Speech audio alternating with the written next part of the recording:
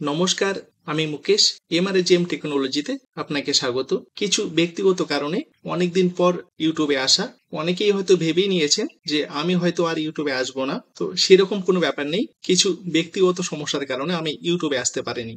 তো আজকের এই ভিডিওতে আমরা খুঁজে বের করার চেষ্টা করব যে এই সময়ে আমরা কোন স্টকগুলোতে এন্ট্রি করতে পারি। তবে তার আগেই বলে রাখি, ভিডিওটি শুধুমাত্র লার্নিং পারপস।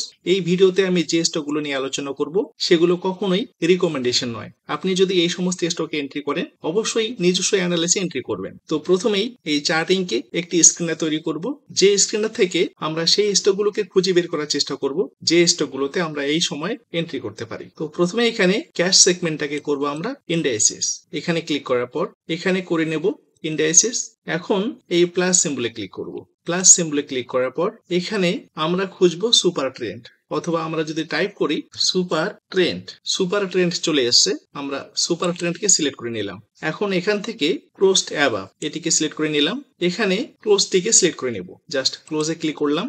এখন আমরা এই সেটিংটাকে চেঞ্জ করে নেব। এখানে 7টাকে করব 200, 3টাকে করব 7। তো জাস্ট এখানে ক্লিক করার পর 7টাকে মুছে 200 করলাম। এবারে 3টাকে করব অনলি 7। এখন যদি আমরা রান স্ক্যানে ক্লিক করি, রান স্ক্যান, নিচে যাব। এখানে কোনো ইন্ডাইসিস নেই যে ইন্ডাইসিস গুলো এই সুপার ট্রেন্ডকে ব্রেক করেছে। তো আমরা আরো নিচে যাব। নিচে গিয়ে ব্যাক টেস্ট রেজাল্ট গুলো দেখবো। যেহেতু এই স্ক্যানারটি সেভ করা নেই, তাই প্রথমে সেভ করে নেব।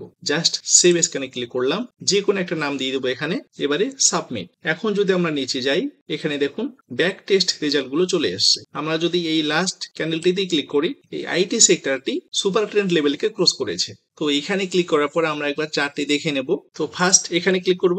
এখানে দেখুন 15 এপ্রিল এই গ্রিন লাইনটিকে এখানে ব্রেক করে দিয়েছে। ব্রেক করার পর পরপর 3 দিন নিচে এবং লাস্ট ডেতে গ্যাপ ডাউন ওপেন হয়ে সারাদিন উপরেই ছিল।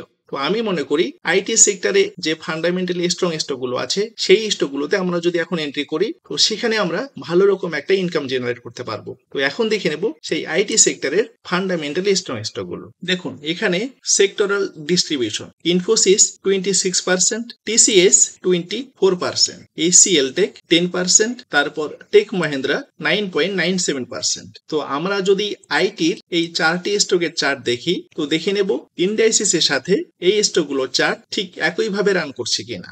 এখানে আমরা সার্চ করব ইনফোসিস। ইনফোসিসে ক্লিক করে নিলাম। দেখুন ইনফোসিস অনেক আগেই এই গ্রিন লাইনটিকে ব্রেক করে দিয়েছে এবং তারপর আবারও নিচে এসছে। আর আমরা যদি এই সমস্ত স্টকে এখানে এন্ট্রি করি, এই লাইনটি যতদিন না পর্যন্ত ব্রেক করবে ততদিন আমরা এই সমস্ত স্টকে পজিশন ধরেই থাকবো। এখানে নো স্টপ লস। তার জন্য অবশ্যই মানি ম্যানেজমেন্ট ফলো করেই এন্ট্রি করব। তো ইনফোসিসের চার্ট দেখে নিলাম। এবারে আমরা দেখব টিসিএস।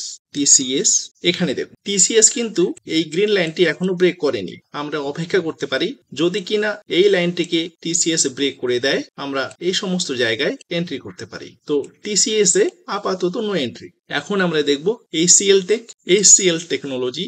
এখানে দেখুন এসিএল টেকনোলজিও ঠিক পরপর 5-7 দিন থেকে এখানে নিচে এবং এই গ্রিন লাইনটিকে ব্রেক করে দিয়েছে। এবং সুপার ট্রেন্ডের সেটিং দেখে নিন, এখানে 200 এবং 7। তো নিফটি আইটি ইন্ডেক্সের সাথে এসিএল টেক এবং ইনফোসিস একইভাবে রান করছে, তাই আমরা এসিএল টেক এবং ইনফোসিসের মতো স্টকে এন্ট্রি করতে পারি। তবে এখানে একটাই শর্ত, এই রেড লাইনটিকে ব্রেক না করা পর্যন্ত আমরা এই সমস্ত স্টক থেকে এক্সিট করব না। সেজন্য আমরা প্রথমে এখানে মানি ম্যানেজমেন্ট ফলো করে এন্ট্রি করব। এখানে নো স্টপ লস। তবে যেদিনই এই রেড লাইনটিকে ব্রেক করবে, আমরা সেই দিনই এখান থেকে এক্সিট করে যাব। তো আশা করি ব্যাপারটা ক্লিয়ার। ভিডিওটি যদি ভালো লাগে লাইক ও শেয়ার করবেন, কমেন্ট বক্সে আপনার মতামত জানাবেন। ধন্যবাদ, ভালো থাকবেন।